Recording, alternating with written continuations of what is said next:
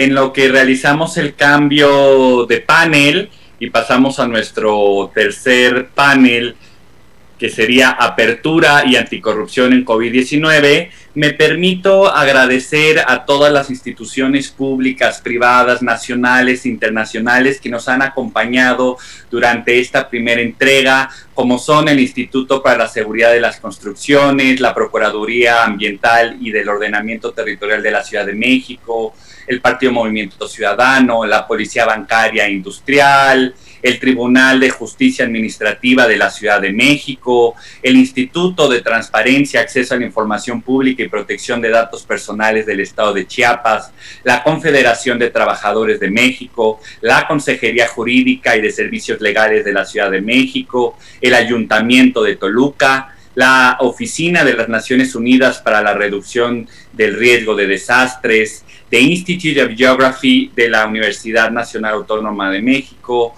Polythink, Gentera, Serendipia Data, Alcaldía Cuauhtémoc, el Instituto Zacatecano de Transparencia, Acceso a la Información y Protección de Datos Personales, el Fideicomiso para la Reconstrucción Integral de México, la Secretaría de Gestión Integral de Riesgos y Protección Civil, la Coparmex, el Congreso de la República de Perú, Gobierno de Canarias de España y Gobierno de la provincia de Chubut en Argentina.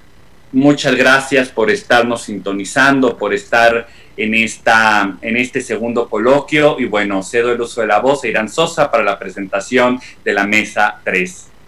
Muchísimas gracias, Aldo, y bienvenidas todas y todos a esta tercera mesa sobre apertura y anticorrupción en COVID-19.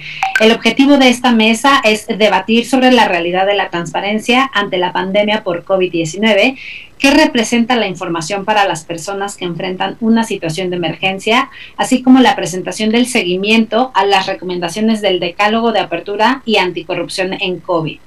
En ese sentido, hago una breve presentación de las personas que están en el panel.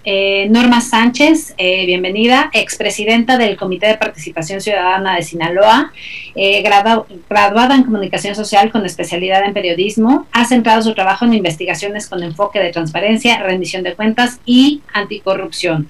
Ha colaborado con diversas organizaciones de Sinaloa y de México en temas de contrataciones públicas y gobierno abierto, y ha sido una impulsora del trabajo colaborativo y ciudadano en su entidad. Es integrante de la Red de Mujeres Anticorrupción de Sinaloa.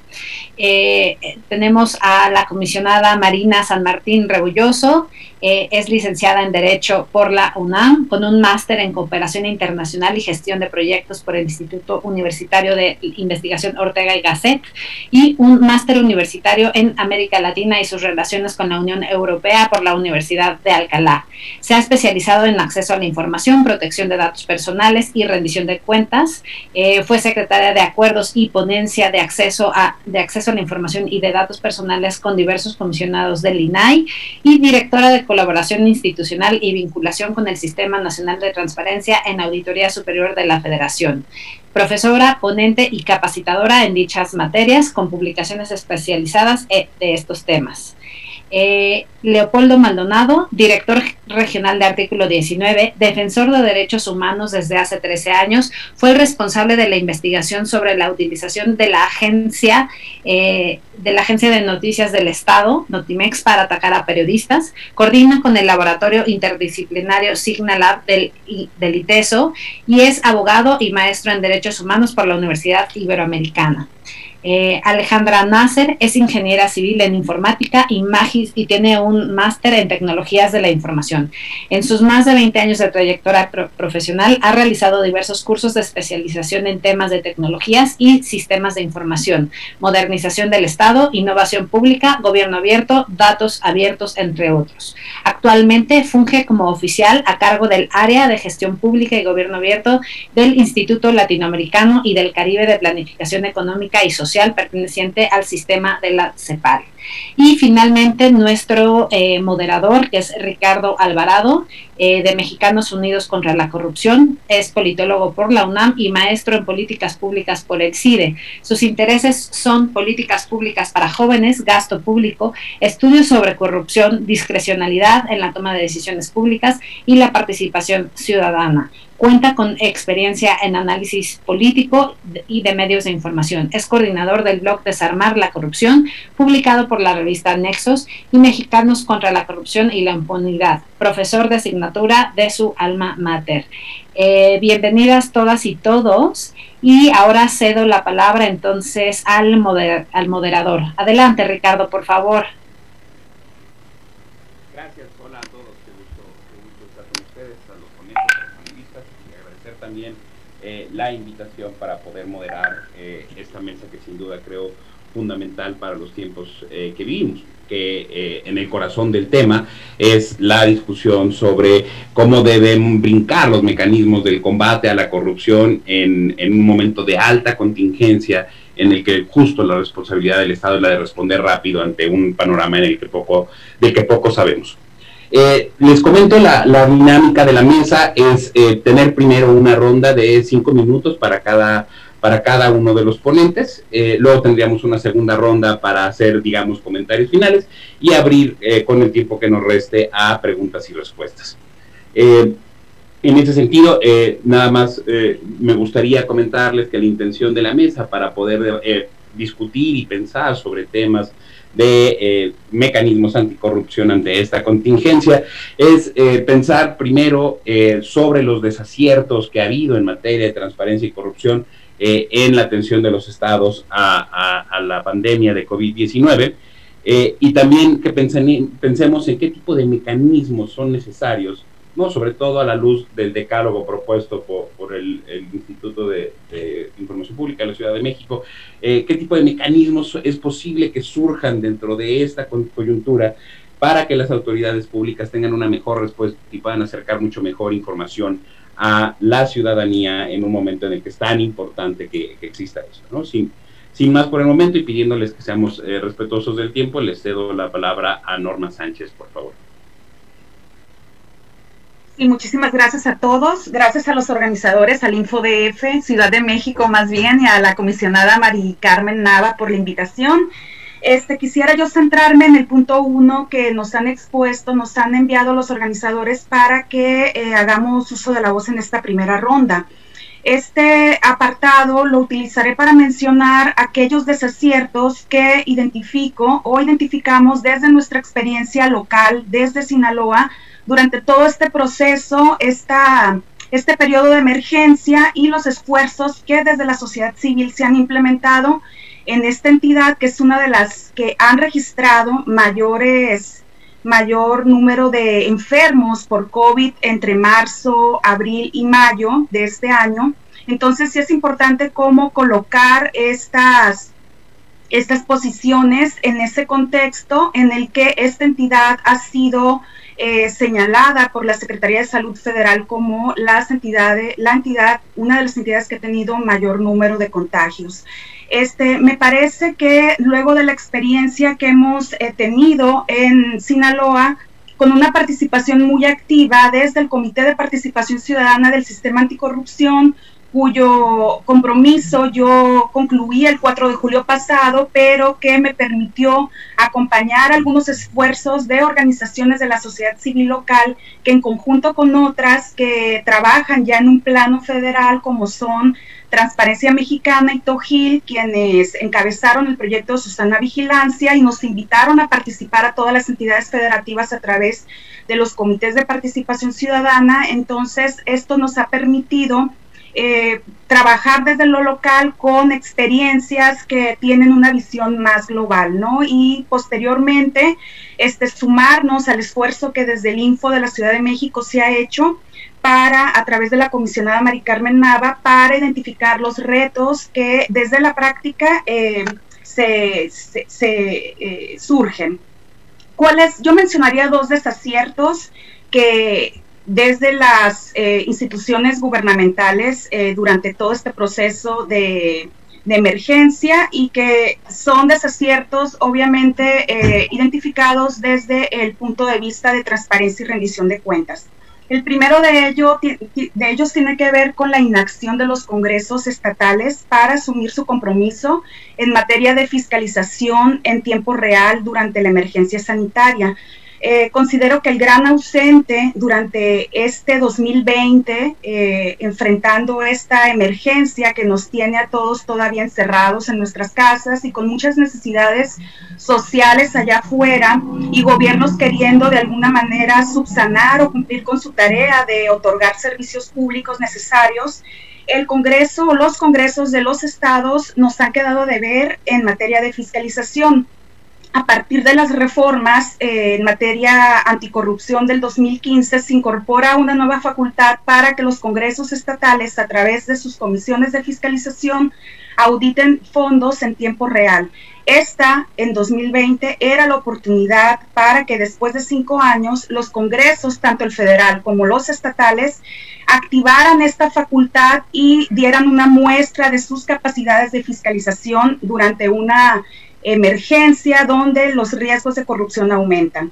En Sinaloa se solicitó al Congreso Estatal digamos que activar esta facultad, no se tuvo un resultado favorable,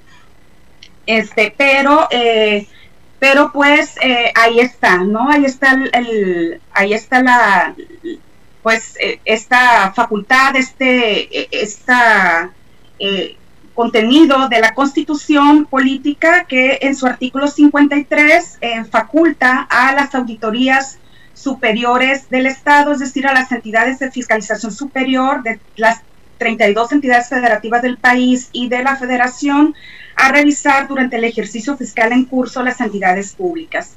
Otro de los grandes desaciertos que hemos identificado desde lo local tiene que ver con la falta de mecanismos de participación ciudadana. En los 5 monitoreos que se han realizado a partir del monitor COVID Sinaloa, es un mecanismo de seguimiento que se activó aquí en el estado de Sinaloa, donde contamos con 18 municipios, y lo que hicimos fue darle un seguimiento a esos 18 municipios en varios criterios que tienen que ver con transparencia y rendición de cuentas. El resultado arroja que el gran ausente es el mecanismo de participación ciudadana. Tenemos muchos años en México hablando de participación ciudadana. En las leyes se incorporan bastantes mecanismos, incluso en la práctica ya funcionan, y desde los municipios hay mecanismos de participación ciudadana. Sin embargo, durante esta emergencia no se vieron activos, no se vieron capacidades institucionales para otorgar a los ciudadanos esta posibilidad de coadyuvar con las instituciones públicas en la revisión del gasto público, sobre todo lo que tiene que ver con compras y programas sociales. Para finalizar, el tema programas sociales es uno de los temas que más ha llamado la atención desde lo local aquí en Sinaloa, porque los monitoreos que se han realizado desde este ejercicio de seguimiento Monitor COVID Sinaloa arrojan que solo 6 de 18 municipios transparentaron durante estos primeros 6 meses la información sobre programas alimentarios. Repartir despensas fue para los municipios la forma más, digamos, emergente, urgente de resolver estas carencias que la ciudadanía empezó a manifestar al quedar encerrado, al quedar supeditado a esta emergencia, ¿no? Y lo que vimos es que los 18 municipios activaron programas de reparto de despensas. Sin embargo, en solo la tercera parte de ellos, 6 municipios, transparentaron información relacionada con estos programas alimentarios. ¿Eso de qué nos habla? Bueno, nos habla de que los programas sociales, pese a que son una obligación de transparencia, la información que se genera de este rubro sigue siendo una de las principales debilidades de los gobiernos. En los municipios está uno de los principales retos, y después de estas revisiones que hemos hecho desde lo local, entonces nos queda muy claro que aunque esté en la ley establecida la obligación de transparentar ciertos criterios relacionados con los programas sociales, en la práctica los gobiernos nos quedan a deber. Muchísimas gracias. Gracias Norma. En efecto, ¿no? Creo que parte de la discusión empieza por los pocos mecanismos de rendición de cuentas ante las medidas de emergencia que se tuvieron que implementar. Para seguir con la discusión, me gustaría ceder la palabra a Camilo Cetina, ejecutivo principal de la Dirección de Innovación Digital del Estado y del Banco de Desarrollo de América Latina desde Colombia. Adelante, Camilo, por favor.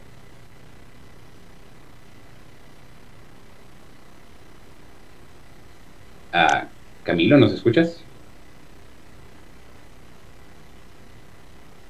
No lo veo conectado y no veo... Me parece que no está. No, bueno, entonces en lo que vemos si podemos recuperar a Camilo, me gustaría entonces cederle la palabra a Marina San Martín Rebolloso, la comisionada ciudadana del Info de la Ciudad de México, del Instituto de Información de la Ciudad de México. Muchas gracias Ricardo, muy buen día a todos. Quiero pues primero muy brevemente agradecer la invitación a la comisionada Mari Carmen Nava Polina por permitirme participar en este segundo coloquio para la reconstrucción abierta de la Ciudad de México. Muchas gracias, ella sabe que reconozco su constante trabajo para impulsar políticas de apertura gubernamental y obviamente también quiero reconocer a su equipo, me aprovecho eso con esta labor titánica que hacen, que les aprecio, y me encanta compartir esta mesa, que además es un tema clave de apertura informativa como medio para evitar la corrupción. Y ahí está el kit del asunto, como decíamos, para en temas de COVID-19, estar con Norma, con Camilo, con Leopoldo y con Alejandra, porque además son de estas mesas donde podemos conversar de manera muy cercana y no me detengo en ellos, que ya Irán nos hizo favor de dar su amplio currículum. Para iniciar, pues no quisiera dejar de decir, decía por ahí el presidente actual de España, Pedro Sánchez, en alguna declaración, que la pandemia ha desbordado la previsión de todos, ¿no? O sea, digamos, es una cosa que nos ha superado, y pareciera que en esa superación de temas ya no hay control de nada. Y me voy a centrar tratando de abordar en este espacio las preguntas que nos plantean en la metodología de cuáles han sido, digamos, aquellas fallas, aquellos espacios que quedaron sin atender en la parte de transparencia por parte de las entidades federativas y en general dónde quedó este derecho. Pero para ello necesitamos entender, porque si no, digamos, sabemos perfectamente que está como también en pandemia la propia transparencia y el propio derecho de acceso a la información, como que se quedó en el contagio, parado ahí entre todos los derechos humanos.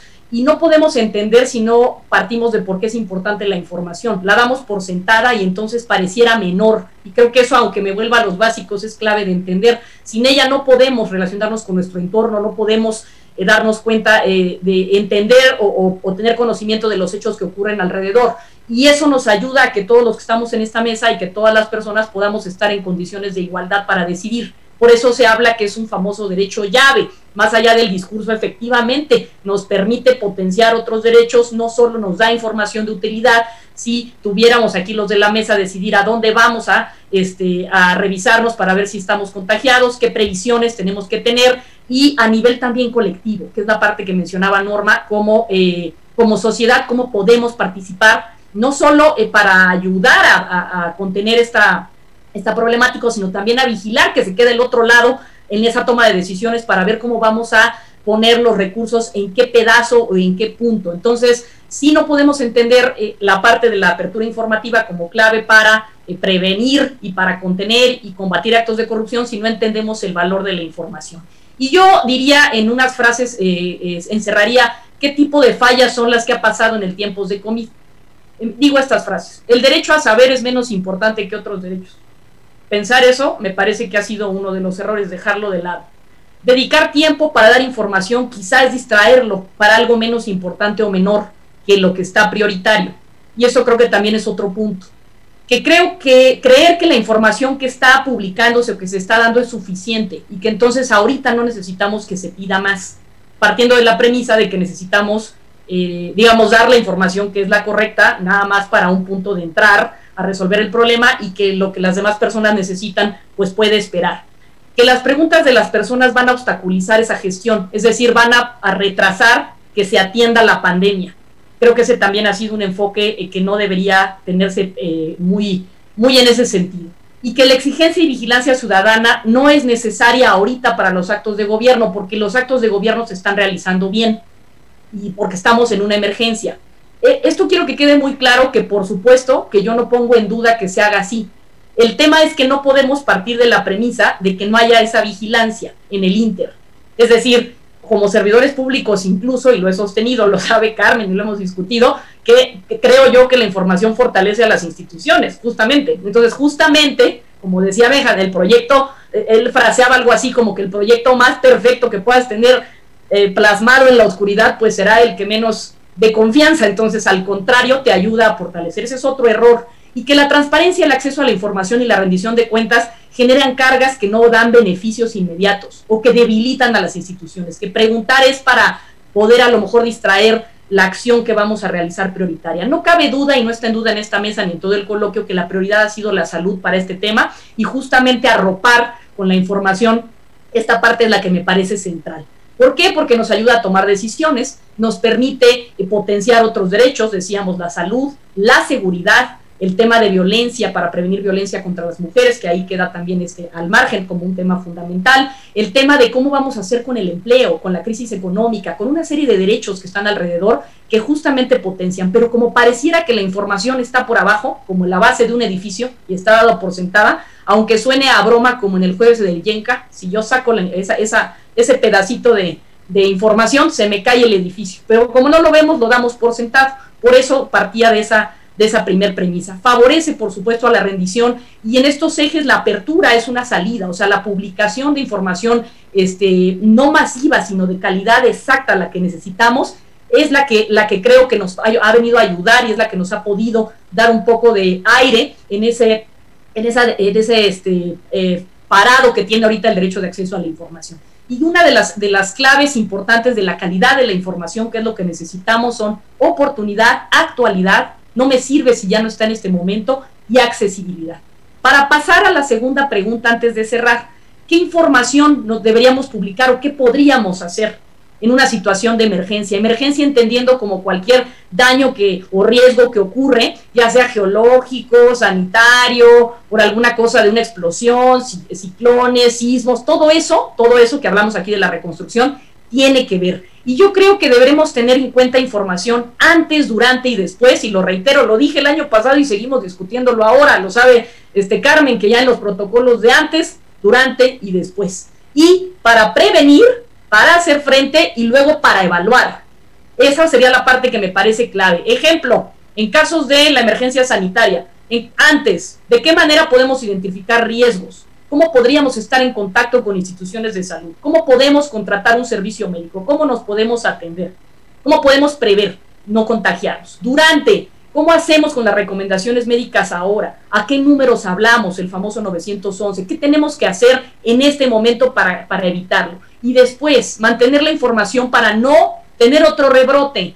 ¿Cómo le vamos a hacer con otros temas relacionados? Ahí me parecería, y en la parte de sismos, iría más o menos en el mismo sentido, protocolos en cada una de estas partes. Y dejaría para la segunda parte, bueno, lo digo ahora porque es muy chiquito y agradezco a la comisionada Nava para cerrar, que estamos como el área de capacitación participando en el Info, junto con la comisionada Carmen en la adopción de uno de los compromisos. Y uno de esos es justamente socializar la parte del decálogo, darlo a conocer en los puntos que el área de Estado Abierto tiene muy claros a los sujetos obligados, en ese enfoque de fortalecimiento para que vean que es positivo demostrar y decir a las personas qué estamos haciendo. Eso nos va a generar confianza, y la confianza es fundamental en situaciones de emergencia y de crisis. Y eso evidentemente nos va a permitir prever actos de corrupción y no dar susceptibilidades y espacio a que duden en ningún tema normativo para generar espacios de impunidad. Con eso dejaría ahí en principio, Ricardo, y estaría en la parte de conclusiones. Muchas gracias. Muchas gracias, comisionada Marina Alicia. No, y justo creo que parte de la discusión es que damos esta información presentada, y esta información que se consume a diferentes niveles, ¿no? El consumo desde la ciudadanía que busca cómo debo tratarme, qué debo hacer ante la presencia de síntomas, a dónde puedo ir, a qué tengo derecho, como ciudadano de la Ciudad de México, del país en general, como parte de los programas de gobierno. Y también esta siguiente fase, no solo la de quien recibe servicios de salud, sino el ciudadano que busca la rendición de cuentas como un mecanismo a través de estos intercomunicadores, como son el periodismo y son las asociaciones civiles y también las academias. Y en ese sentido quiero ahora darle la palabra a Leopoldo Maldonado, precisamente para hablar de la información desde ese sentido. Adelante, Leopoldo, por favor. Muchas gracias por la invitación. Gracias, Ricardo, gracias, Aldo, gracias, comisionadas.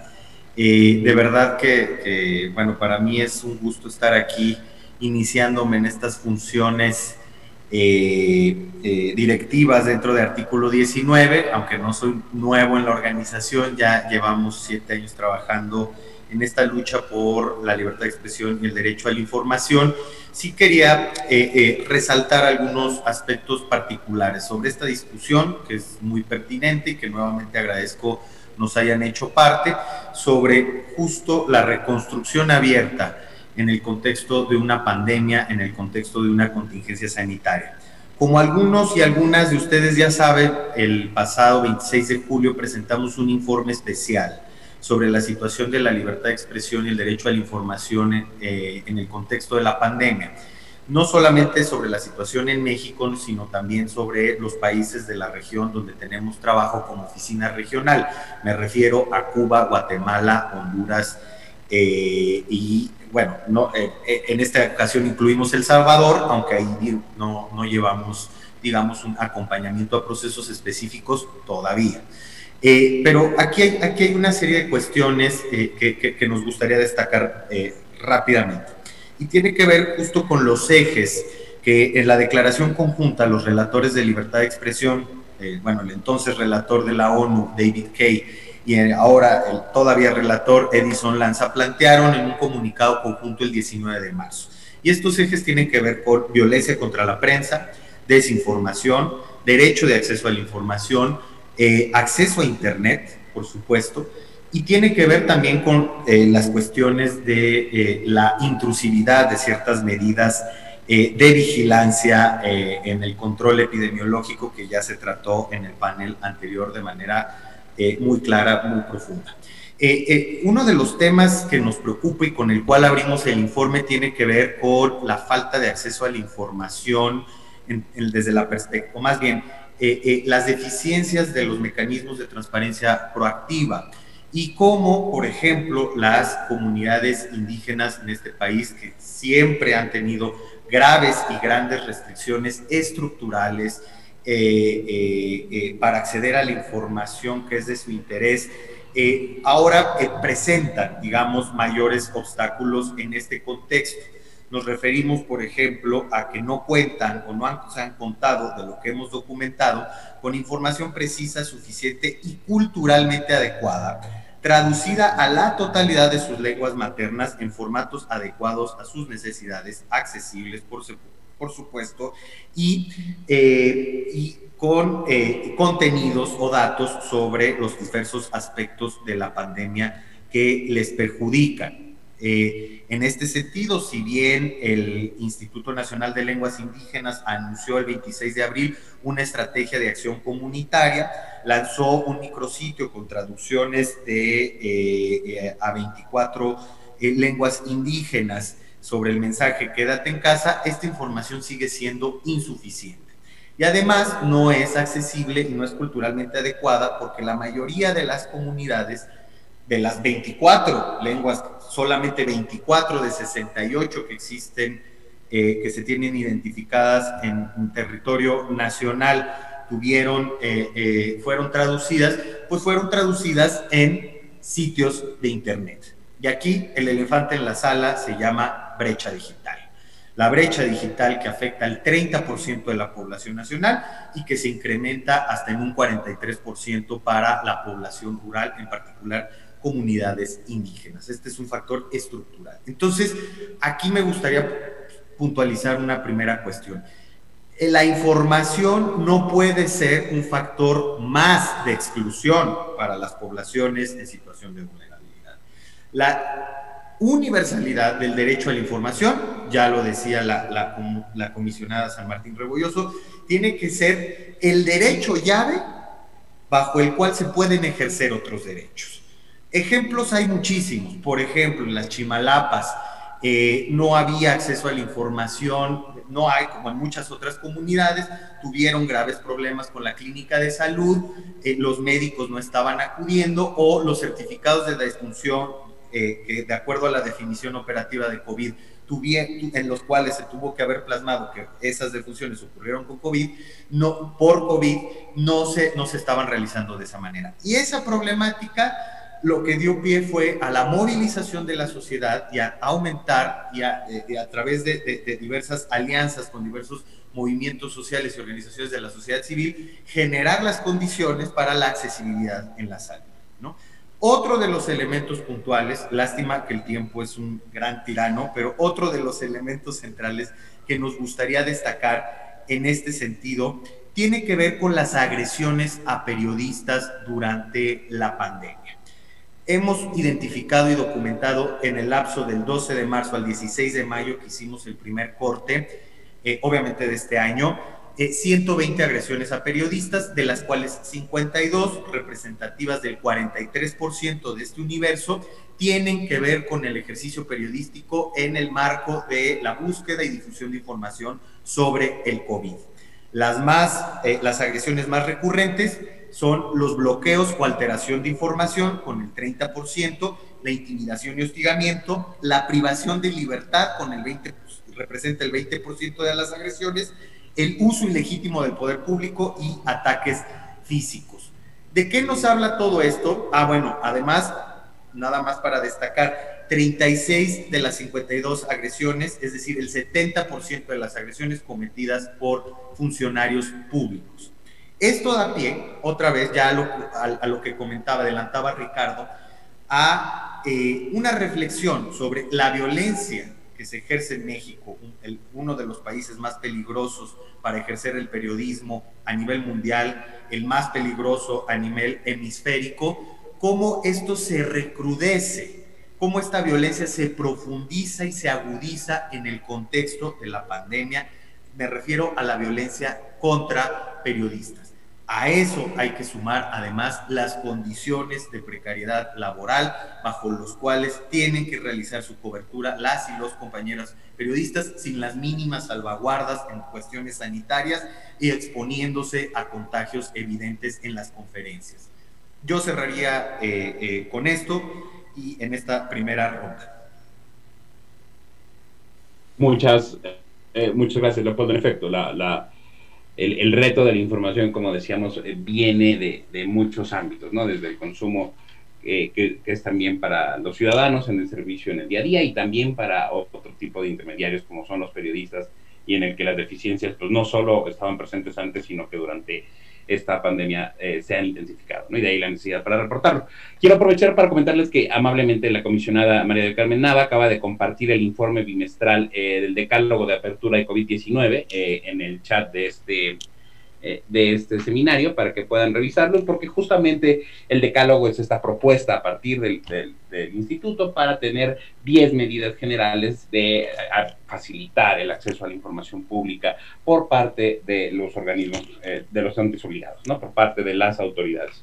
Para cerrar esta primera ronda de comentarios, quisiera darle la palabra a Alejandra Nazar, que está con nosotros desde Chile. Alejandra, adelante, por favor.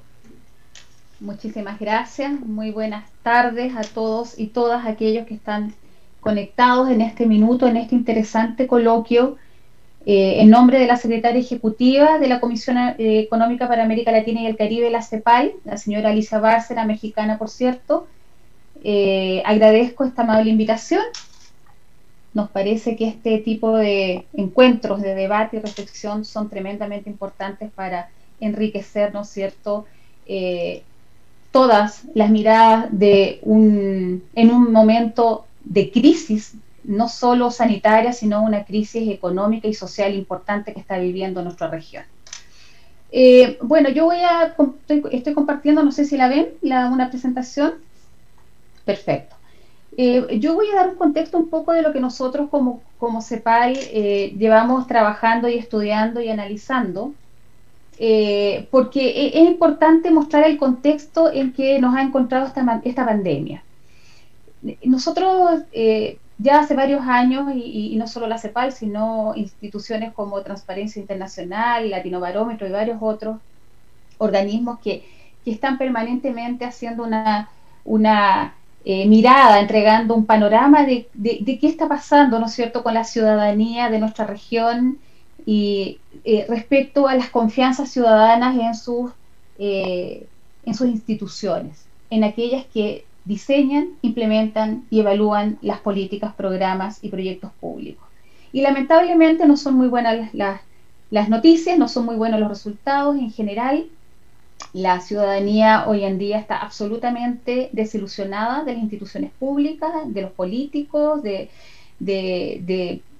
los gobiernos, de sus gobiernos locales, de sus políticos en general. Dicen que la corrupción va en aumento, ¿no es cierto? Perciben que el desempeño de sus gobiernos además es muy deficiente en la lucha contra la corrupción.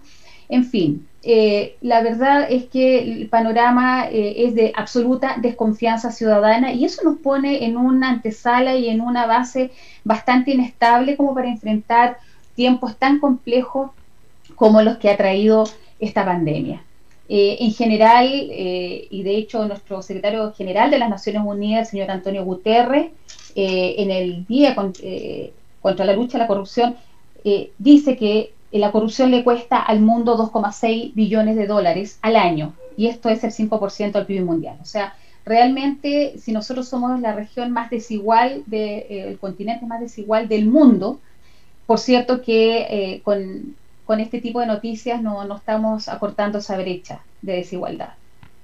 En ese sentido, todas las políticas públicas han tenido que incorporar nuevos elementos a su gestión, que tienen que ver justamente con elementos y factores que debieran ayudar a la ciudadanía a sentirse, ¿no es cierto?, más seguros de que el quehacer de sus servidores públicos es el correcto y que los dineros que se entregan con los impuestos de cada ciudadano y ciudadana están bien utilizados. Y en ese sentido, los elementos de transparencia y acceso a la información, la rendición de cuentas y todos los procesos de participación y colaboración ciudadana, necesariamente hay que hoy incorporarlos a los procesos de gestión pública. Los países han hecho tremendos esfuerzos por comenzar a dar acceso a la información, especialmente, ¿no es cierto?, a través de herramientas e instrumentos como son las leyes de acceso a la información y transparencia. Toda esta información de los elementos los pueden encontrar en nuestros observatorios de la CEPAL, y que sin duda han ayudado, ¿no es cierto?, de manera importante a ir devolviendo la información a una ciudadanía que, por cierto, tiene todo el derecho de acceder a ella. En nuestro Observatorio Regional de la Planificación hemos detectado que 27 países de la región cuentan con al menos un instrumento legal que regula aspectos que están vinculados necesariamente a temas de integridad y ética pública, por ejemplo. Sin embargo, esto hoy no es suficiente, es necesario incorporar nuevos elementos de apertura que significan trabajar no solo para el ciudadano, sino con el ciudadano y a través de él. Y eso tiene que ver con los elementos de lo que hoy llamamos el gobierno abierto, cuyo primer principio es la transparencia, que significa el saber, el que las personas tengan acceso a toda la información pública. El segundo principio, que tiene que ver con la participación ciudadana, que es el tomar parte, es decir, considerar acciones vinculantes desde el diseño hasta la implementación de las políticas públicas.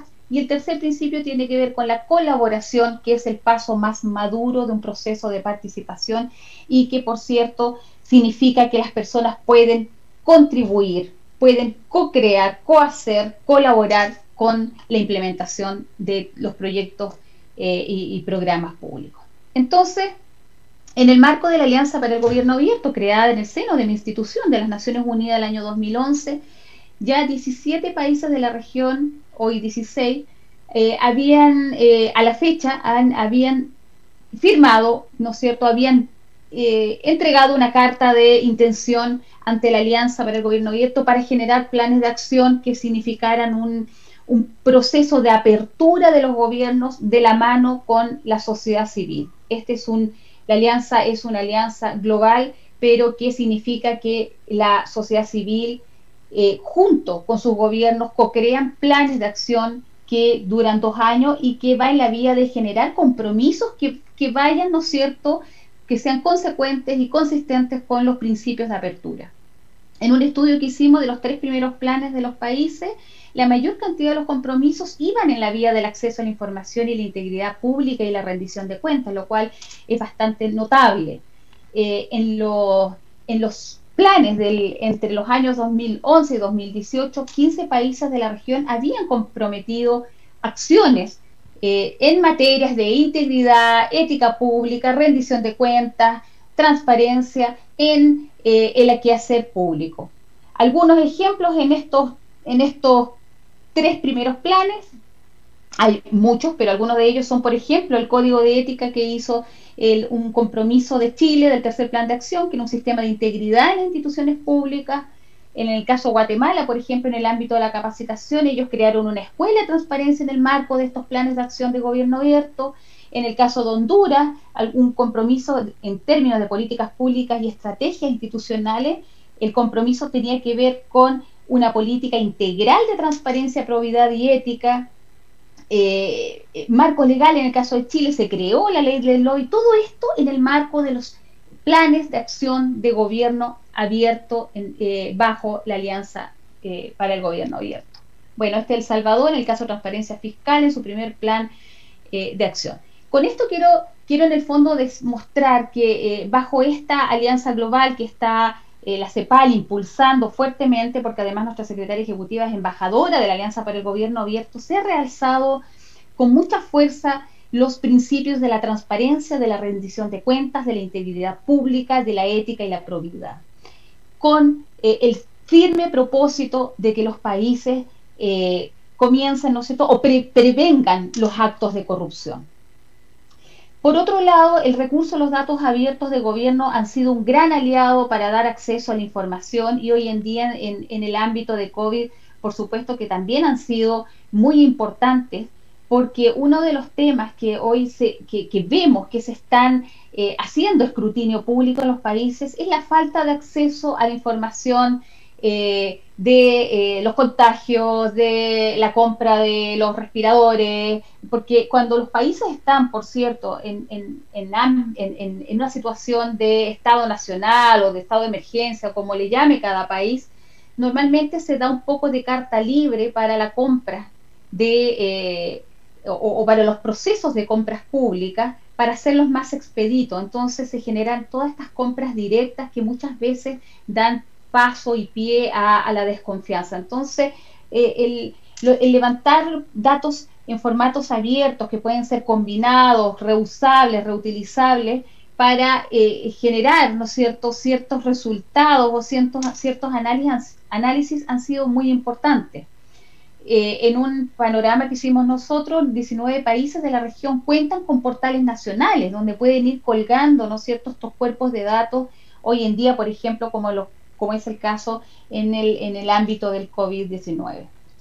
Tenemos que, por ejemplo, al año 2020 habían más de 40.000 cuerpos de datos publicados en formatos estructurados y abiertos, sin límites, sin solicitar licencia, es decir, con todas las características que requiere, ¿no es cierto?, la liberación de un cuerpo de datos abiertos, y estos han sido liberados por más de 2.600 instituciones públicas. Esto solo a nivel nacional, sin contar lo que se está haciendo en los gobiernos locales.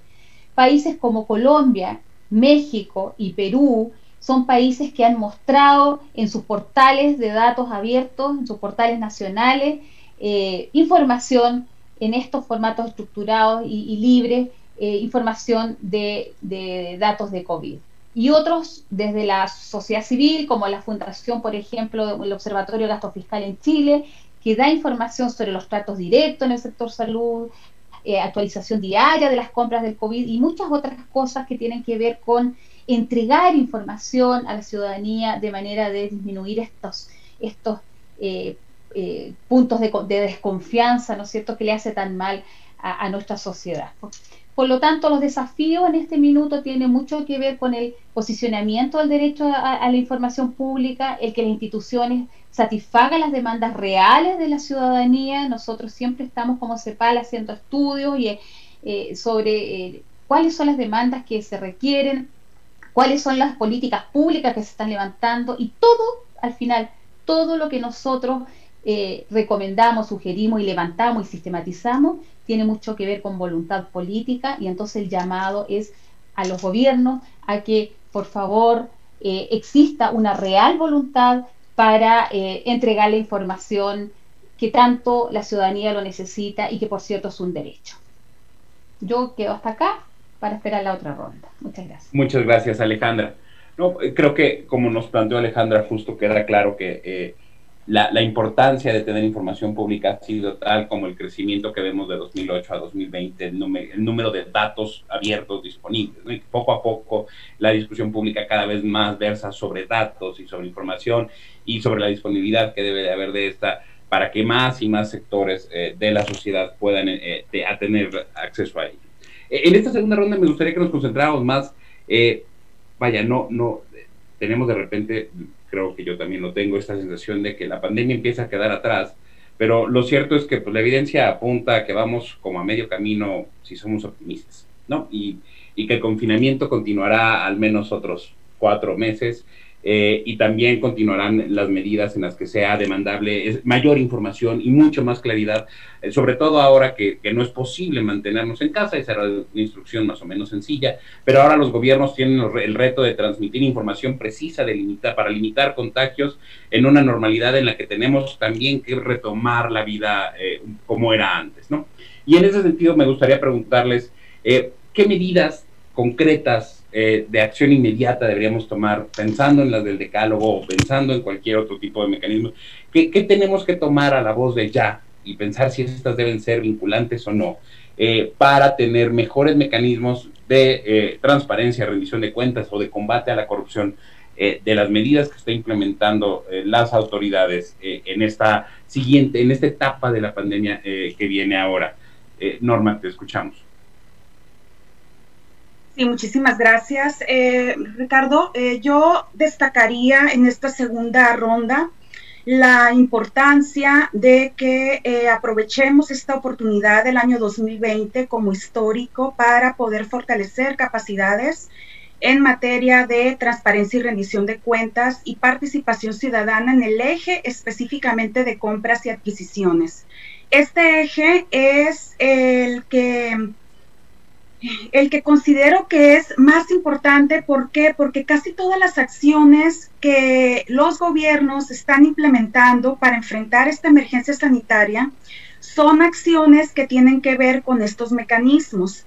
Y yo quiero contarles brevemente una experiencia que desde esta entidad de México, Sinaloa, tuvimos en 2018, cuando una depresión tropical, un desastre natural, azotó 11 municipios de esta entidad, dejando 53,000 damnificados. 53,000 personas se quedaron sin casa prácticamente porque se inundaron. No tenían en dónde vivir, no tenían alimentación, no tenían empleo tampoco, porque también muchos empleos se vieron afectados, muchas empresas también sufrieron los estragos de este desastre natural. Y en Sinaloa, lo que nos ha dejado esa experiencia son prácticamente 2 cosas que yo destacaría. Uno, la debilidad del Estado para implementar controles efectivos para evitar la corrupción en compras y adquisiciones. En esa ocasión, en 2018, desde la Secretaría de Desarrollo Social Estatal, se adquirió un lote de colchones para apoyar a las personas damnificadas, y ese lote de colchones se le adquirió a una empresa fantasma, una empresa inexistente que vendió colchones podridos prácticamente, o sea, colchones que estaban sucios, hasta sangrados, en muy malas condiciones por dentro. Solamente los forraron y los vendieron. El Estado gastó 4,500,000 pesos en ese lote de colchones. Para que se den una idea, esos 4,5 millones representan la 1/4 parte del presupuesto estatal del órgano estatal de transparencia. Esos 4.5 millones no han sido recuperados por el Estado. Hay un juicio contra un solo funcionario público, ningún particular, corriendo en el Estado después de casi 2 años. Y esos 4.5 millones no han sido recuperados. Esas familias obviamente no recibieron nunca el apoyo que se les prometió para poder tener al menos unos días durmiendo en condiciones más dignas. Y pues bueno, se trata de un programa social, pero compras y adquisiciones es la compra de todo prácticamente lo que se utiliza en una emergencia sanitaria. Entonces yo pondría mucha atención y destacaría que en compras y adquisiciones ha sido uno de los ejes en los que más hemos puesto atención durante la emergencia sanitaria aquí en este estado, en este 2020. Y podemos contar como un acierto el hecho de que el Poder Ejecutivo haya transparentado en datos abiertos. Sinaloa fue de los estados, del paquete de estados, que publicaron en formato de datos abiertos la información sobre compras desde un inicio. Es decir, ahí está la información. Yo dejaría para otra discusión el tema de cómo ha sido utilizada por sociedad civil y medios de comunicación, que también creo que este es un segundo paso útil para poder identificar retos. Un segundo punto que destacaría yo de información que debe ser transparentada y que está incluida no solamente en el decálogo, sino también en la Política Nacional Anticorrupción. México ya tiene una política nacional anticorrupción como resultado de un esfuerzo iniciado en 2015 con las reformas en materia anticorrupción, y en esa política se incluyen prioridades que tienen que ver con compras y adquisiciones. ¿Quiénes son los entes obligados a implementar esta política nacional anticorrupción y sus programas específicos que se están construyendo en este momento y que deben orientarse a resolver precisamente este tipo de vacíos que hay en las políticas públicas? Gobierno abierto, como bien lo dijo Alejandra, incorpora proyectos de acción de cocreación con sociedad civil, tanto en el plano nacional en México, otros países también lo tienen, pero también en el plano o en el nivel subnacional, es decir, en los estados, hay compromisos que tienen que ver con compras y adquisiciones.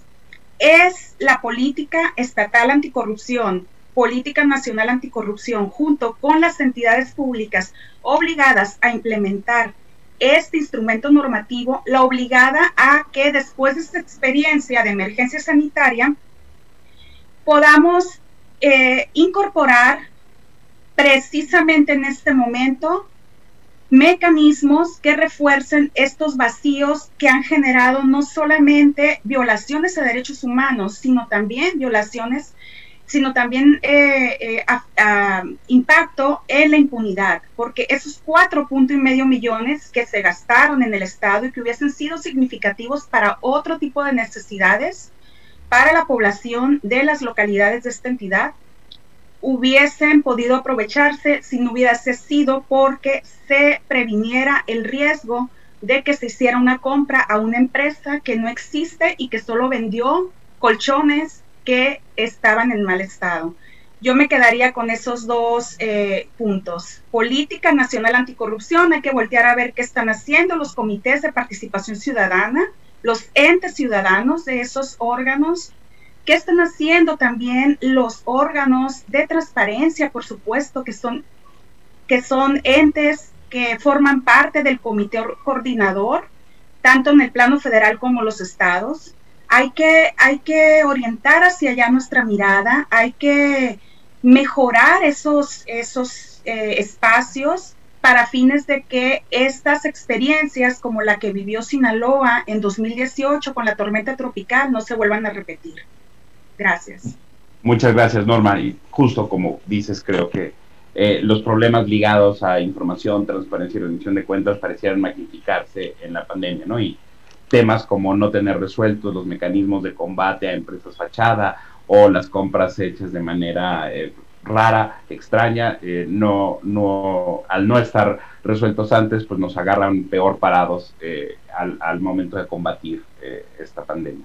Y justo en este tipo de decisiones, la comisionada San Martín decía que el discurso gubernamental de repente viene a ser, es que estos son trabas, ¿no? La exigencia de transparencia y de mayor rendición de cuentas obstaculiza la rápida respuesta del Estado ante momentos de emergencia, y con ese discurso busca levantar estos mecanismos que existen para vigilar la rendición de cuentas. Y a la luz, comisionada, de que ahora sabemos que esto va a tomar más tiempo del que pensábamos, que no basta con suspender, por ejemplo, las acciones del legislativo, de los órganos de transparencia por 1 o 2 meses, sino que necesitamos retomar las actividades y empezar a aplicar estos filtros. ¿Cuáles cree usted que deben ser las acciones vinculantes en esta siguiente fase de la pandemia para el combate a la corrupción? Muchas gracias. Sí, escuchando con atención también a Norma y lo comentado con los otros ponentes, creo que sí, un punto clave donde yo pondría atención es los recursos. Pareciera secundario, ¿no? O sea, digamos, y no quiero que perdamos de vista que aquí está la salud y es lo prioritario, entonces pareciera que solo tiene que ser los mecanismos de atención. Pero justo como los recursos es los que nos sirven para, y los recursos nos van a servir para soportar lo que vaya a durar esto, que no sabemos cuánto es, son escasos, lo sabemos. Entonces necesitamos poner atención en cómo usarlos. Y todo tipo de recursos, humanos, no solo de dinero, porque a veces también nos quedamos ahí, sino humanos, materiales y demás, ¿no? Eso creo que es importante. Y yo diría que un rubro clave a seguir manteniendo de aquí hasta no sabemos es el tema de salud, sí, en cuanto a prevenir, ya que tenemos más información de la pandemia, ¿cómo hacemos para evitar los contagios? Con más responsabilidad, ustedes lo han visto, esto se ha tratado se ha normalizado y la gente ha dejado, aligerado un poco ciertas medidas y eso no lo podemos permitir, pero tampoco podemos ya, como bien decía Ricardo, continuar en un estatus de confinamiento pleno, o sea, hemos tenido que salir, ¿no? Entonces creo que en la parte tanto de preventiva como de la atención del padecimiento, eso no lo podemos dejar ni desacelerar el paso o relajar el paso para ello. Pero otro punto es cómo seguimos con la vida. O sea, la otra parte es toda la información que tiene que ver con seguir con la vida. Y en la parte económica, en la parte educativa, en la parte laboral, en la parte de seguridad, en fin. Y en eso entran las tecnologías que Leopoldo atinaba perfectamente. No podemos someter derechos a que las tecnologías logren resolverlo, porque entonces solo un sector se va a quedar con ellos. ¿Cómo hacemos que las tecnologías sí nos faciliten para también que se potencien esos derechos a todo el mundo? Y para aquellos que no pueden acceder a ellas, necesitamos buscar otra ventanilla, una ventanilla ordinaria, normal, la común, porque si no, se va a volver más selectivo todavía y más asimétrico la información que busca ser menos asimétrica. ¿Qué otra cosa? Documentar. Y a lo mejor ahí nos lo dejamos también como fuera de foco, y la documentación de decisiones para conocerlas. En este tema digital, pues eso se ha como diluido, queda ahí como sobre las rodillas, y esa parte es la que nos va a contar la historia. Nos va a contar la historia tanto para prevenir, porque pareciera, y lo sabemos con el coloquio del año pasado en el tema del sismo, como que no aprendemos a prevenir, o sea, reandamos los mismos pasos en las distintas situaciones de emergencia. Entonces yo no dejaría de lado documentar las decisiones y cómo, para seguir en esa parte. Y tenemos que trabajar en conjunto. No vamos a resolver el problema si por un lado está sociedad civil y por otro lado está gobierno.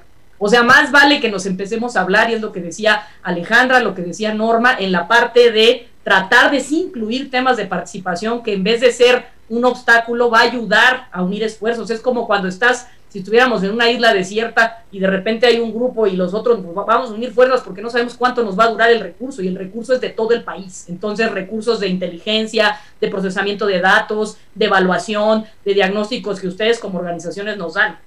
Entonces esa parte tampoco lo dejaría, siempre con enfoque preventivo para generar confianza. Creo que hay muchas ideas, están los principios de OJP que dice que se tiene que hacer, está también Transparencia Internacional que ha dicho qué hacer en temas de contrataciones. No quiero dejar de mencionar el tema de mujeres, ¿no? El papel de mujeres como somos el sector más grande, digamos, un poquito más que ustedes ahora, que siempre queda como de lado, ¿no? El tema educativo, ¿qué opciones va a haber? Y lo digo un poco nosotros que vemos temas de capacitación, pues para los jóvenes que han desertado en estas nuevas realidades, ¿qué hacer, no? Cerraría simplemente diciendo, Ricardo, como ya sumando a una frase que decía la comisionada hace poco, pero esta es de Nelson Mandela, que privar a las personas de esos derechos humanos, como decía ella, ¿no? Pues es poner en tela de juicio esa humanidad. Y entonces, en esta parte de la humanidad, ¿no?, que tenemos en situaciones de crisis, no podemos dejar de perder eso. O sea, este ejemplo de los colchones que ponía Norma me parece, o sea, totalmente deshumanizado. Es decir, las autoridades y todos necesitamos sumar esfuerzos. Creo que todo mundo estamos en esa lógica, o quiero pensar que es así, y sin duda no podemos avanzar si no construimos juntos en una crisis tan complicada que no sabemos cuánto va a durar. Hasta que esto no haya una cura, no es como... Y también la gente no la ve, porque a diferencia de un sismo que se cae un edificio, y pareciera que hasta entonces es que nos damos cuenta de los temas, o cuando hay un hecho muy concreto que ocurre y sabemos cuánto va a durar, ante un tema de incertidumbre que parece que nuestra realidad ha cambiado, lo que nos queda es generar confianza mutua entre instituciones con las personas. Y la única manera de construirlo es comentando esta información y sumando esfuerzos en estas estrategias de entrar para aprovechar mejor los recursos, ¿no? Sería con esas ideas que me quedaría. Gracias, Ricardo. Muchas gracias, comisionada San Martín. Justo la participación ciudadana pareciera como una pieza clave, ¿no?, dentro de esta discusión sobre cómo tener mejor información, cómo volver vinculantes estos esfuerzos, cómo tener mejores mecanismos para controlar la corrupción. Y sin embargo, Leopoldo, nos advertías que parte de esta participación ciudadana pues un poco queda en entredicho cuando hay violencia registrada y patentada que viene desde el Estado hacia grupos de la ciudadanía, y sobre todo estos intermediarios como el grupo del periodismo, que pues justo lo que hace es acercar la información a quien no tiene manera de consumirla de manera directa, ¿no? Y entonces, ante esta disyuntiva pues entre la violencia que hay de un lado y la necesidad de tener mayor participación ciudadana, ¿cómo resolvemos un poco esta dificultad, Leopoldo? Gracias, Ricardo. Mira, hay una serie de situaciones que generan las condiciones propicias para la violencia contra la prensa, que tienen que ver con el contexto, sí, del COVID, pero también con el contexto político a nivel regional y a nivel nacional. Tiene que ver con el estigma de la labor periodística. Tiene que ver con el señalamiento a las y los periodistas como adversarios o de plano enemigos políticos, desde la palestra presidencial, pero un discurso que desafortunadamente se reproduce en Sinaloa, por ejemplo. Norma no me dejará mentir, por parte de algunos alcaldes y actores políticos, en Quintana Roo, en Puebla, ni se diga, Baja California, bueno, ahora con el gobernador Bonilla. Eso va creando un clima de animadversión y de animosidad que propicia condiciones de vulnerabilidad adicionales a las que ya enfrenta el gremio periodístico, la comunidad periodística. Es decir, cuando Artículo 19 se pronunció el 5 de enero de 2019, con los señalamientos que en aquel entonces hizo el presidente Andrés Manuel López Obrador en contra de reforma, muchos colegas, incluso aliados, decían que estábamos exagerando, ¿no? Ahora yo creo que, digamos, por lo menos en una parte del sector de academia, de sociedad civil, incluso de la función pública, no hay lugar a dudas de que ese discurso no aboga, ¿no? Otro elemento particular, evidentemente, antes de cerrar el tema del estigma, existen una serie de mecanismos de fiscalías especializadas, existen una serie de instituciones que atienden el tema de violencia contra la prensa, pero volvemos al tema de la capacidad en términos de presupuesto, ¿no? Y eso implica recursos financieros, pero también las capacidades humanas limitadas.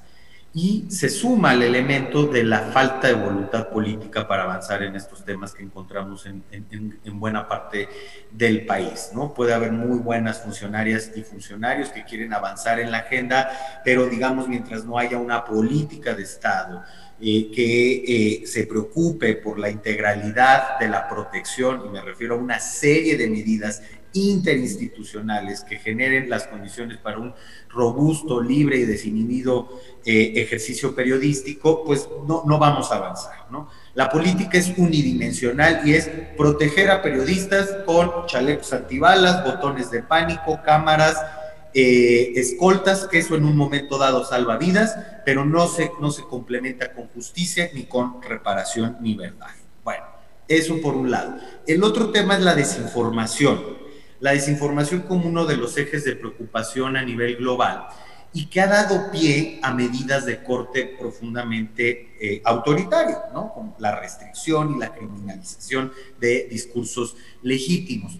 En México hubo algunas intentonas, pues, de sancionar algunos medios que efectivamente cayeron en estas dinámicas de desinformación, pero sancionarlo bajo presupuestos o procedimientos poco certeros, poco previsibles, poco claros, ¿no? De repente volvimos a tener a esa Secretaría de Gobernación censora, que la propia Secretaria de Gobernación, lo recuerdo porque estuve ahí en la disculpa pública, Lidia Cacho, a la periodista Lidia Cacho, dijo, esta no va a ser más la Secretaría de la Censura, y de repente reviven un reglamento de publicaciones sobre publicaciones escritas de la época de López Portillo para sancionar, por ejemplo, esta fotografía que me parece terrible que se haya descontextualizado por parte del Diario de Juárez, allá en Chihuahua, en donde se hablaba de cuerpos escondidos en los anfiteatros del IMSS y que en realidad era una fotografía de Ecuador. Pero aquí hay un elemento muy importante que hay que destacar. La principal fuentes o de las principales fuentes de desinformación en este país han sido los funcionarios públicos. El gobernador Barbosa diciendo que con un molito se cura el COVID o que no le pega a las personas más pobres, el propio gobernador Bonilla, el propio presidente con ciertas actitudes. Es decir, a veces las fuentes de desinformación no las debemos de buscar allá alejado, con grandes teorías de la conspiración sobre actores políticos y económicos que efectivamente juegan un papel importante en la desinformación. Aquí el tema es que a veces las fuentes de desinformación son los propios gobernantes, y eso es a destacarse, ¿no? Y aquí entra otro elemento fundamental que tiene que ver con los intermediarios y cómo se están arrogando facultades las grandes plataformas, Facebook, Twitter, Instagram, para comenzar a moderar y a constreñir discursos. Esa es una discusión inacabada y eso da para 3, 4 coloquios más, pero es importantísimo tenerlo en el radar porque estamos en manos de mecanismos automatizados para saber qué son o no son noticias que generan desinformación, mecanismos de desinformación, porque noticias falsas es un término que se ha mal utilizado. Por otro lado, tenemos que precisamente el antídoto contra la desinformación es más y mejor información, sobre todo de las fuentes gubernamentales.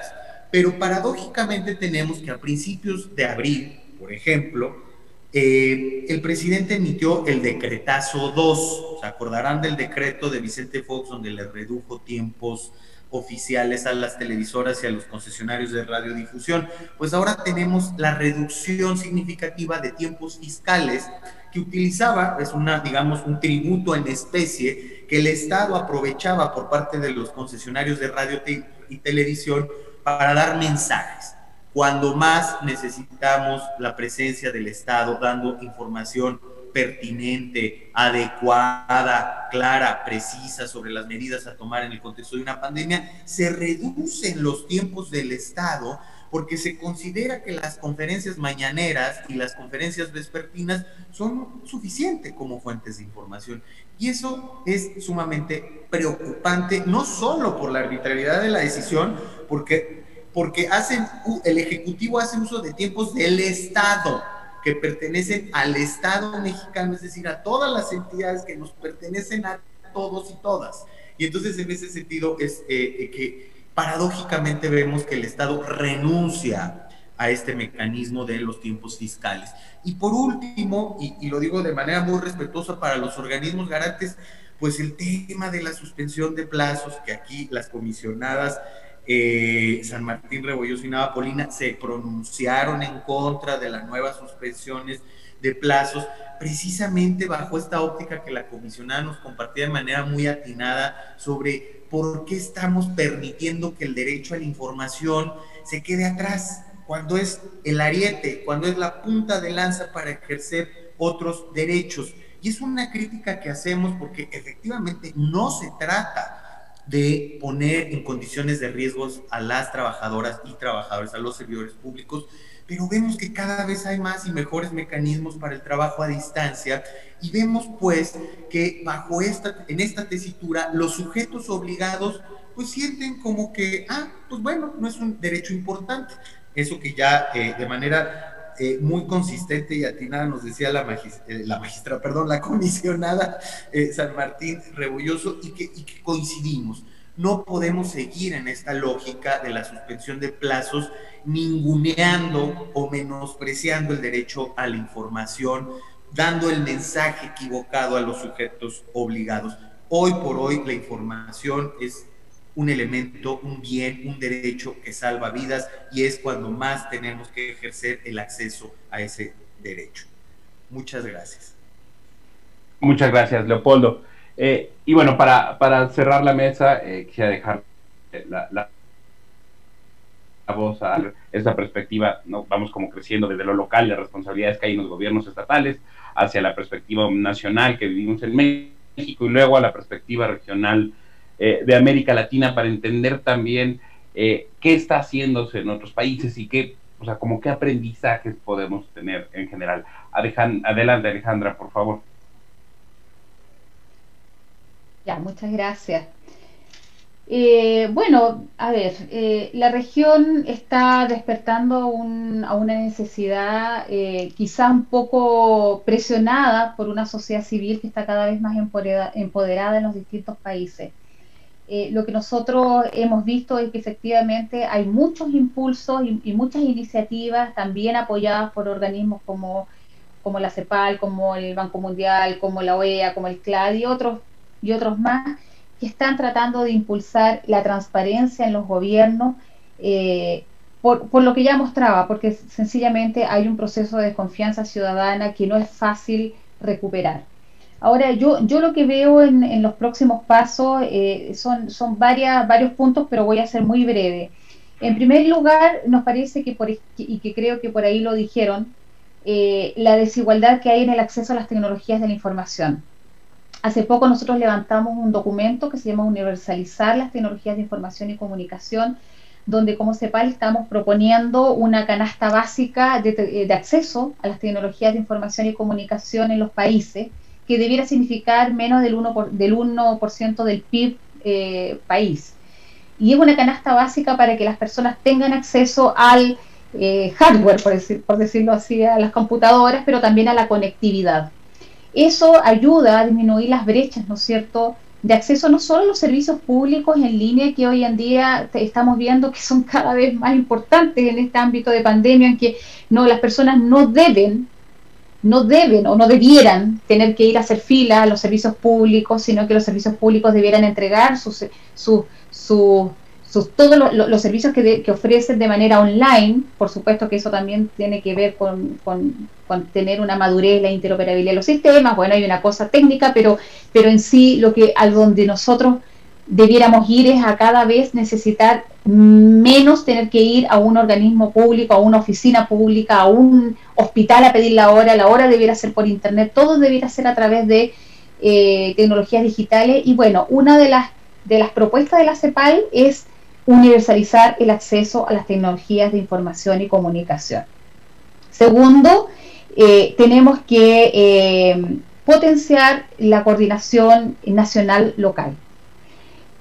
Todos nos hemos dado cuenta de que en muchas de las acciones que han tenido los gobiernos, la descoordinación que hay con su estado, con sus municipios, con sus provincias, con sus gobernaciones, ha sido realmente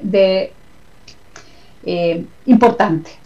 Y en ese sentido creemos que la multiscalaridad y todo lo que es la coordinación y planificación multinivel cobra mucha importancia. Y si ya sabemos que esto una y otra vez, también con los desastres naturales, ocurre en que hay descoordinación, y al haber descoordinación también existen focos de corrupción con las compras, el Estado Nacional le traspasa fondos al subnacional y el subnacional de pronto comienza a hacer sus propias adquisiciones y se generan entre medio esos focos de corrupción, porque la descoordinación genera que no hay mucho conocimiento ni hay mucho monitoreo Entonces también una de las propuestas de la CEPAL es que se generen instancias más profundas de coordinación intersectorial y multinivel entre lo nacional.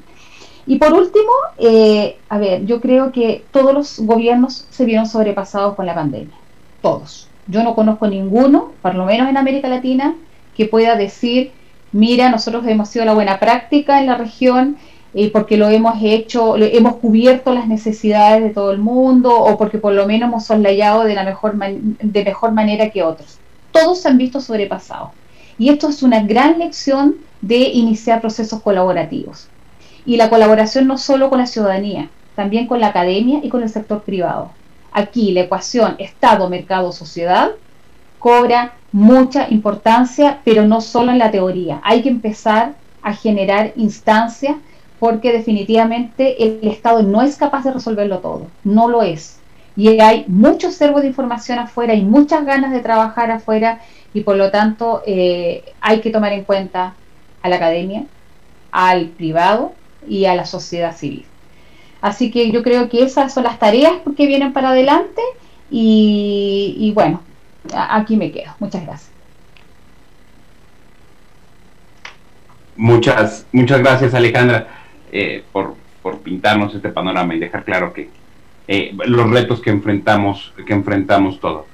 En virtud de que no hay preguntas, solo me gustaría señalar que en el chat tenemos también el informe del que nos hablaba Leopoldo al principio, de artículo 19, que pueden consultar, y pues solo me gustaría cerrar agradeciéndole a todos a todas las panelistas su tiempo. Creo que es una discusión definitivamente que no hemos acabado y que hay que seguir pensando sobre los mecanismos para poder tener un mejor control de la corrupción en estos tiempos, que abre además la agenda para un montón de discusiones sobre desigualdad, sobre acceso a derechos, sobre compras públicas y todas esas discusiones de agendas que todos teníamos en las manos, pero que la pandemia nos demostró que ahora más que nunca hubo que resolverlo y hubo que resolverlas de la manera más rápida posible y a través de todo. Me gustaría quedarme con lo último que decía Alejandra, la importancia de la coordinación, que es justo lo que está en el corazón del sistema nacional anticorrupción y de la repetición del sistema en los temas estatales, y que está un poco dejado de lado en la agenda nacional, en la discusión de este tema a nivel general, que probablemente necesitamos retomarlo, cambiarlo, que nos sirva, pero sí retomar la discusión, porque la coordinación es lo que está en el centro de la discusión y es justo lo que está ofrecido como solución al problema público de la corrupción en ese sistema. Quiero agradecer a la comisionada María Carmen Nava, al equipo de logística, a Aldo, a todos los que me invitaron, a todos los panelistas, desearles buena tarde y creo que con esto suspendemos las actividades del coloquio. Le doy la palabra ahora a Irán Sosa. Muchísimas gracias. Nada más, pues agradecerles muchísimo, pero antes nada más dos cosas. Si pueden prender sus cámaras para hacer la foto oficial, por favor.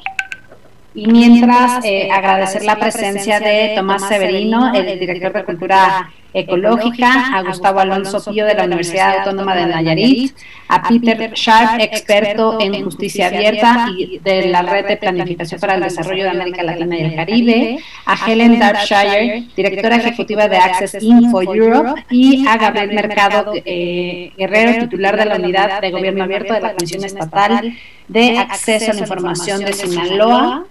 Entonces, ya tomaron la foto, me parece. Y nada más, ahora sí ya le cedo la palabra a la comisionada María del Carmen Nava Colina, que nos va a presentar justo el decálogo. Muchas gracias. Adelante, comisionada. Muchas gracias, Irán. Muchas gracias a todos. Gracias, Ricardo, por la moderación de la mesa Apertura y Anticorrupción en COVID. Muchas gracias por sus contribuciones y monitoreo permanente de lo público. Norma, Leopoldo, Alejandra, colega Marina. La apertura sin acción son palabras huecas. Y en ese sentido quisiéramos aprovechar justo la temática de esta mesa para hacer un breve recuento de qué hemos realizado desde Estado Abierto del Hijo de la Ciudad. Porque justo se cotejan varias cosas de las participaciones que acabamos de escucharles. Por ejemplo, en abril iniciamos con la campaña de apertura en COVID. realizamos en colaborativo con actores privados, anticorrupción, sociedad civil, garantes de información, especialistas y academia, el decálogo de apertura y anticorrupción. Justo este decálogo fue firmado y difundido por más de 100 organizaciones y distintos actores a lo largo del país. Y en el principio 2 del decálogo refieren el uso del lenguaje sencillo y el enfoque a población indígena. ¿Cómo estamos siendo justo útiles a las necesidades más apremiantes de la población y grupos en situación más vulnerable? ¿No? También trabajamos propuestas de protocolo ante apertura con este mismo ejercicios de co-creación en mesas multiactor. Y bueno, eso lo presentaremos mañana, ¿no? Y también me gustaría comentar que una de las cosas, porque justo lo comentaba Alejandra, de la necesidad de realizar apertura gubernamental con esquemas mucho más abiertos, incluyendo pues otro tipo de actores, ¿no? Justo de iniciativa privada, en fin, academia. Y en ese sentido, presentamos nuestra carta de interés hace algunas semanas para ser parte de gobiernos locales a la Ciudad de México dentro de la Alianza por el Gobierno Abierto, con 2 temas. Uno, justo la cuestión de presentar un protocolo ante apertura y transparencia en emergencias, con un énfasis sobre todo a mujeres, ¿no? Lo vamos a trabajar y bueno, lo hemos estado trabajando con distintos actores, pero con el Simón de Beauvoir, por ejemplo. Y el otro tema es sobre contrataciones abiertas. Entonces, en este sentido, justo estamos ciertas que es indispensable que reducir las brechas de discrecionalidad ante emergencias. Y en ese sentido estamos acompañando esta muestra de interés con México Evalúa, con la agencia, con la DIF de Ciudad de México, con distintas alcaldías, con también la Secretaría de Prevención de Riesgos de la ciudad. Hasta ahora, y se están sumando más actores como COPRED, como Derechos Humanos. Y justo pues me interesaba mucho compartirles estos avances que va previo a la presentación breve de los resultados de qué obtuvimos, cómo se aplicó el decálogo de apertura en COVID y anticorrupción. Y en ese sentido, hasta la fecha, tenemos que en México son 32 entidades federativas. De las 32, 15 han adoptado distintos compromisos. Incluso hay 56 acciones por parte de 46 actores. Por eso habría la apertura sin acciones realmente se queda en pieza hueca. Y en ese sentido, por ejemplo, están circunscritas tanto monitoreo o implementación en Baja California Sur, Chiapas, Ciudad de México, Durango, Estado de México, Hidalgo, Morelos, Nayarit, Nuevo León, Oaxaca, está también Querétaro, Sinaloa, Tlaxcala y Zacatecas. Y me gustaría hablar de 2 casos, porque también vienen justo relacionados con lo que en esta mesa ha compartido, por ejemplo, Leopoldo. En el caso de Oaxaca, hay una red de jóvenes embajadores indígenas que se han encargado de difundir información sobre prevención y atención en 40 distintas lenguas y variantes indígenas justo en esta entidad federativa, ¿no? Y se difunden por medios alternativos, ¿no? Como radios comunitarias, como distintas formas de vocear en calle, en fin. Hay otra, por ejemplo, del lado de academia, está registrado un compromiso por parte del TEC de Monterrey, y es tal cual la plataforma de denuncia ciudadana por actos de corrupción, ¿no? En cuanto a la atención de COVID. Y en ese sentido se han recibido, se advierte que en el 67 casi % se recibieron casos de denuncias donde principalmente se les niegan los resultados del laboratorio ¿no? O incluso el acceso al propio expediente clínico en el 89% de casos, ¿no?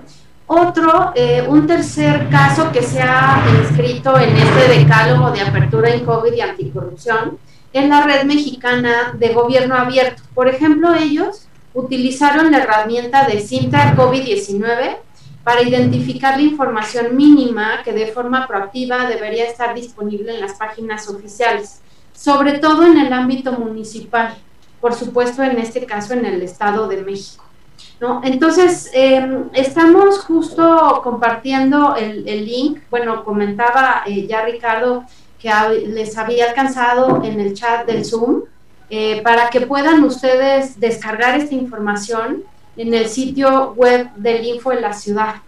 Y de tal manera que, o sea, lo que queremos es justo eso, o sea, atajar necesidades con nuestro actuar desde garantes de transparencia. Ya también lo refirió Marina, y en otras mesas se ha advertido la necesidad de poder estar en activo al 100% de todos los 33 garantes de transparencia del país.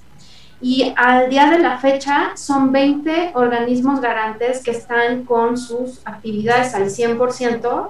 Y bueno, ese es el parámetro que nos toca alcanzar, que estemos al 100%, porque si bien en el caso de la Ciudad de México hemos estado trabajando pues muy activamente, sí apremia tener ya también justo la apertura y el levantamiento de renovación de plazos, ¿no? De tal manera que, bueno, quedamos muy contentas en el primer día de este coloquio con una reconstrucción abierta. Les alcanzamos muchísimo agradecimiento de parte de la ciudad, Alejandra de la CEPAL, Norma en Sinaloa, Leopoldo en Ciudad de México, Ricardo igual, o sea, grandes aliados de toda la vida, ¿no? Mexicanos contra la Corrupción, Artículo 19, tienen un trabajo increíble a lo largo de muchos años, y me parece que sí tenemos no que bajar la guardia de estar a la altura ante cualquier emergencia, de poder responder y sí planear cómo vamos a hacer frente desde ahorita a tener información. No queremos llegar a tener otra emergencia u otra pandemia, ojalá que no, pero que nos vuelva a tomar con los dedos en la puerta, ¿no? Me parece que sí, no podemos hablar de más dramas de colchones podridos, ¿no? Por un mal uso de la información y falta de monitoreo en compras públicas. Entonces, bueno, cerramos este primer día del coloquio por una reconstrucción abierta. Muchas gracias a todas y a todos. Por supuesto, a las áreas que facilitan los servicios del Info en la ciudad, que han estado trabajando incansablemente todos estos días.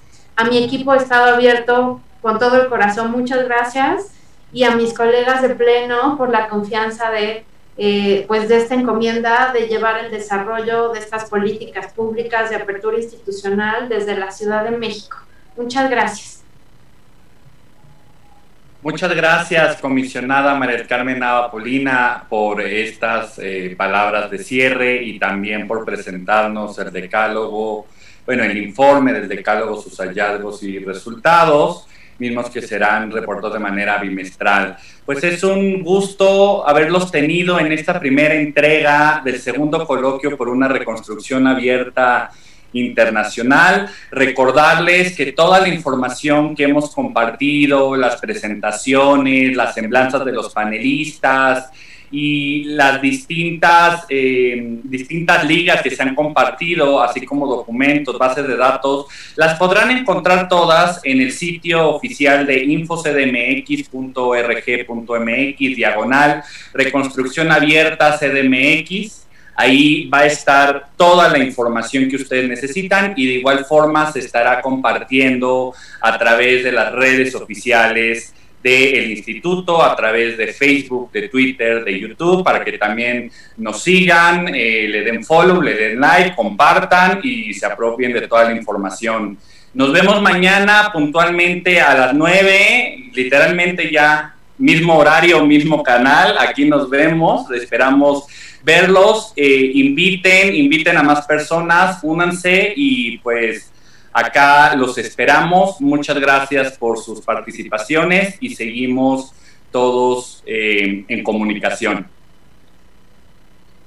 Muchas gracias. Muchas gracias, nos vemos pronto. Muchas gracias. Muchas felicidades. Gracias. Buenas gracias tardes. a los panelistas. Buenas tardes. Buenas tardes. Aldo, Irán, gracias, Zule. Gracias, hasta luego. Carmen, querida, gracias. Gracias, Marina. Gracias, Estamos Alejandra. Gracias, Zule. Todas, gracias. Hasta luego, gracias a todos. Mucho éxito. Hasta luego, hasta luego.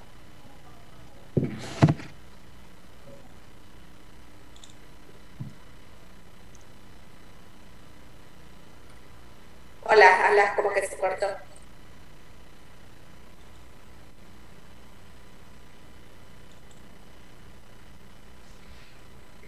Ay, chicas.